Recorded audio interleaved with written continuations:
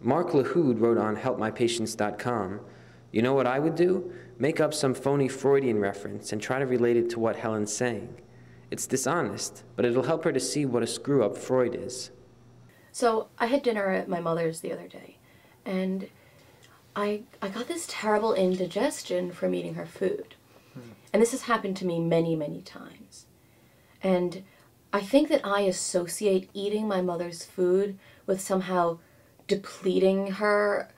And I kind of associate it with being in the womb and feeling like I'm draining my mother on some level, physically. Yeah. And I get that feeling when I eat her food, and it makes me sick. I just can't eat her food. It's very problematic. It always comes back to this indigestion. It always comes back to this indigestion. I find it very troubling.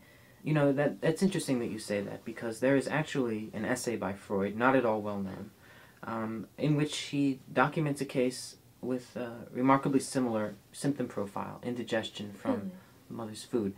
Yeah, and Freud was able to deduce quite convincingly that this was an indication of lesbianism. Oh. Yeah, it's not something that you and I have discussed, but no. I wonder if that has ever been part of your experience. I mean,